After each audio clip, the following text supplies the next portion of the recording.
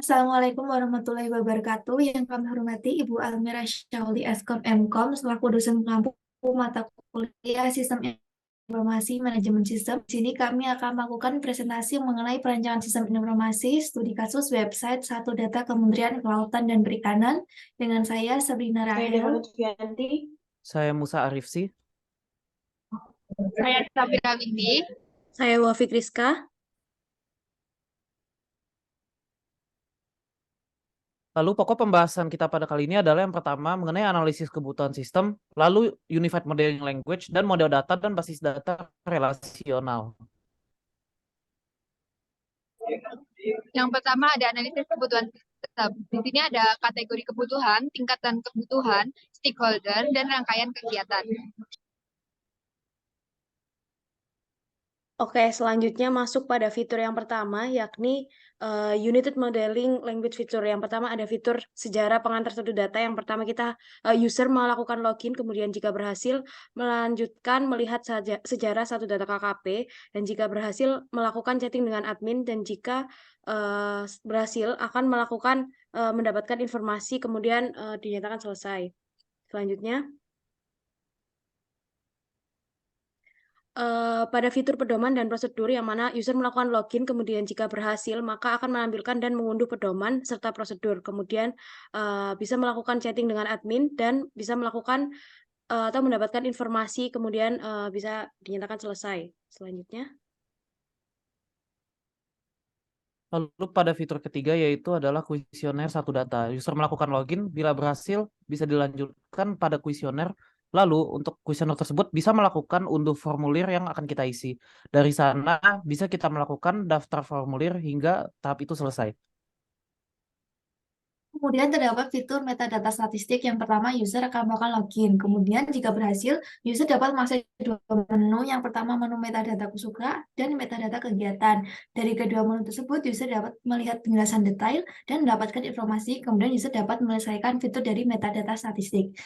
Kemudian fitur yang selanjutnya yaitu user dapat mengakses login pada menu metadata spasial. Kemudian apabila berhasil, user dapat mengakses menu entitas metadata, sistem referensi, maupun representasi geospasial, yang kemudian user dapat melihat penjelasan detail dan informasi, kemudian dapat menyelesaikan fitur metadata spasial.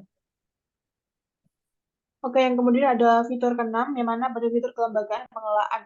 Bahwa user harus login website terlebih dahulu apabila lalu akan berhasil, dan apabila tidak berhasil maka dia harus login website ulang. Lalu user harus memilih fitur tim, yang mana apabila berhasil maka user akan melihat struktur kelembagaan pengelolaan data KKP.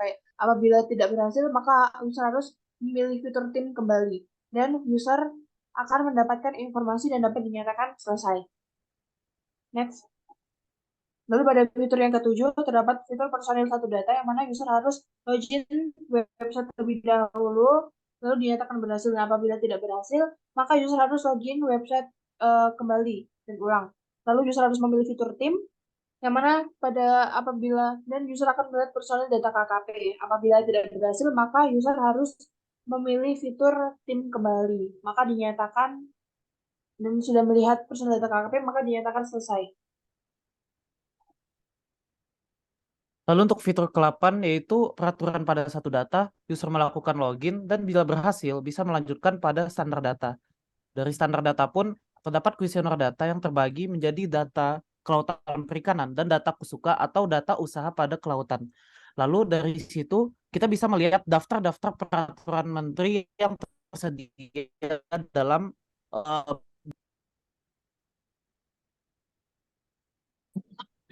Selanjutnya masuk ke fitur konsultasi helpdesk. Yang pertama, user akan melakukan login dan jika berhasil, user akan mengisi formulir, dan jika tidak berhasil maka akan kembali login dan setelah mengisi formulir akan mendapatkan informasi.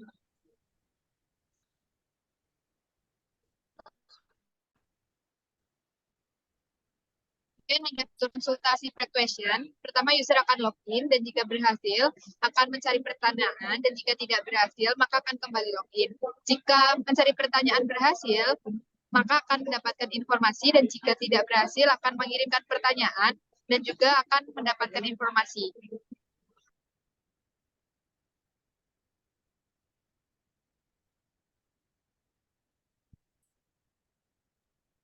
Oke, selanjutnya adalah Unified Modeling Language. Yang pertama terdapat garis yang memiliki makna.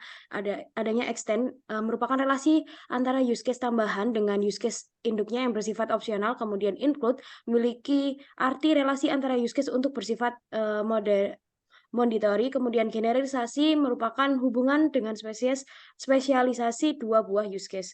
Yang pada website ini kita memiliki stakeholder, masyarakat, mahasiswa, dan nelayan. Kemudian verifikator terdapat Komnas Kajistan dan BPS.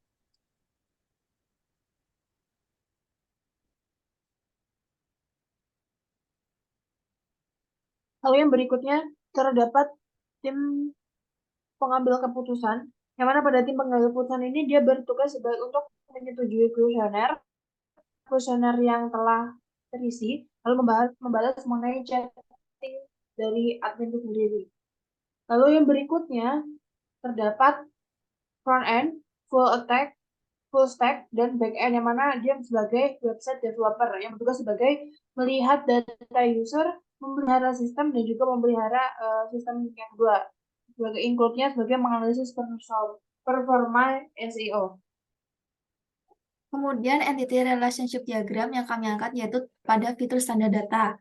Pada menu identitas dan keterangan usaha ini memiliki relasi one to many terhadap pelaku usaha penangkapan ikan. Kemudian memiliki relasi many to many terhadap hubungan kepada kapal perikanan. Kemudian memiliki relasi one to many juga terhadap pemasar ikan. Kemudian memiliki relasi many to many terhadap alat penangkapan ikan.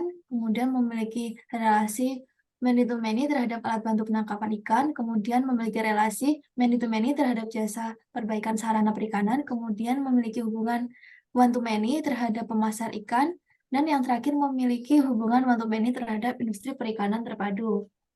Sekian yang dapat kami sampaikan terkait presentasi perancangan sistem pada studi kasus website Satu Data Kelautan dan Perikanan. Nggak ada kurang lebihnya, mohon maaf. Terima kasih. Wassalamualaikum warahmatullahi wabarakatuh.